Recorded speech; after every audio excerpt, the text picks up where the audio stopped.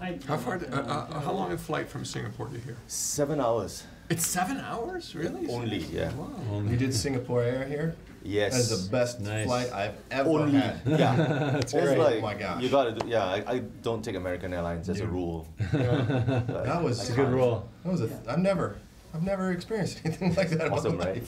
Yeah, it's And you've seen the movie? Yes. Okay. Thanks for having me. I enjoyed the movie a lot more than I expected. Oh, Thank you. It's good to hear. Why the obscure title? I understand it's the first time you're working with Marvel on one of their titles, and I was like, I haven't heard of this comic before. No, that's pretty. And I'm a comics geek, so I had to dig it up. Like, that doesn't look like Baymax. So why? I grew up a fan of Marvel Comics and Disney animation, and so when I finished Winnie the Pooh, I talked to John Lasseter about my next project and wanted to do something that combined those two things. Yeah. He loved it and said, go find us something, and I just started putting lists together of things that I remembered from my childhood. But also, I was looking on their website for other obscure things, and I found Big Hero 6, and I'd never read it. I just thought it sounded cool, and looked it up, and it was a Japanese superhero team. Cool. And so I put it on a list with some other properties, and we kind of started brainstorming some ideas with it. And with this one, we felt like there could be a really emotional story at the center of it, between this 14-year-old genius and this robot.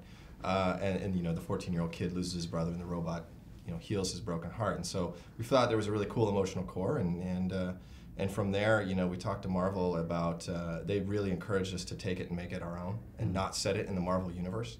They said, you guys have it, and you can create your own world, and so that led to San Francisco. I think the Marvel guys were initially pretty surprised when Don asked them about Big Hero 6. Yeah, they were. And what were their reactions like? Well, I think that, I wasn't in the room at the time because we did it via email, but I think there was a little like, Did we do that? Wait a minute. Okay, I remember that. That was so I think it took him a little bit because it's pretty obscure. It's only 13 total issues in the Marvel universe. It's a couple separate limited series, but it's really cool because it gives us complete freedom. I've noticed that it's not. You've got your own thing going on with this story, and it's a departure from even the look. It's not entirely the comic one. Yeah. No, absolutely. Yeah, the way that we build our stories, it's very iterative. We make version after version after version of the movie internally. So whatever you start with, you're going to end up with something else at the end of the journey. So we were never that beholden to the original comic. But Don, after he discovered the comic and met with the Marvel guys, came back with a pitch that he did for the studio, for John Lasseter and the directors. And there was so much potential in the emotional storyline of this kid who loses his older brother but is left with his older brother's creation, and we were all hooked. John loved it. He picked that one. All the directors were on board, and then we spent years just trying to realize the emotional potential of Don's original pitch. I had a vibe of even like anime and manga that I've watched and read. Yeah. Yes. Full Metal Alchemist came to mind when I was like, oh, what this? Yeah, we looked at a lot of anime early on, just as part of our research, really a chance to just watch cartoons, but no, we were really doing research because we wanted to we wanted all that stuff to kind of funnel through us and into the film to give it that different flavor, because we're all fans of anime, and there's so many at our studio. Everybody loves anime, and so it really gave us a chance to kind of indulge our passions, and there's a lot of passionate people about about Japanese animation, and so it just led to that. How did you guys come up with the design of Baymax? It's not like anything I've ever seen. It's like vinyl. Yeah, right. It's vinyl. Who thinks of a vinyl robot? Well, that is really born out of the way John Lasseter approaches things. Yeah. If you're going to put a robot in a film, he's going to ask you to line up all of the most famous and iconic robots in movie history, and then he's going to say, now give me something new. Don't give me something I've seen before. And so he issued that challenge to Don, and Don went on a research trip and found him. Yeah, we put so much effort into research, and that was one of the first trips I did, and it was a robotics trip because I had that mandate of, okay, we got to put a robot on screen we've never seen before. It's also got to be appealing. It's got to be huggable. That was in my mind. A lot of the artists at work just kept saying he's got to be a huggable robot.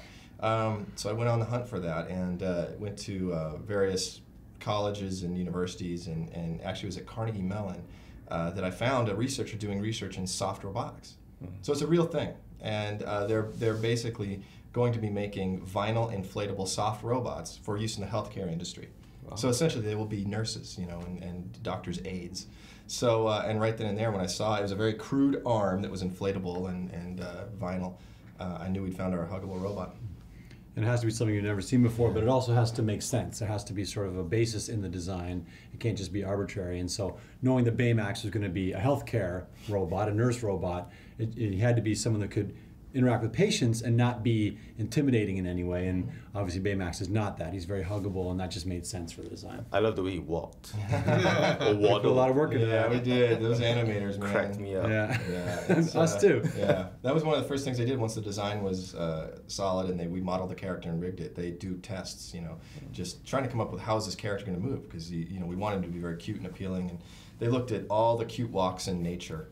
And ultimately, they ended up with a toddler with a full diaper. So like his walk is sort of based on a toddler with a full diaper. How is it like producing this, Roy? Well, you know, I mean, it's my job is basically to get their vision on screen, and when you have a strong vision, which these guys brought to the table, it actually makes it kind of joyous. You know, we had a great time putting this together, and I think that the joy that we had making it actually comes out in the film.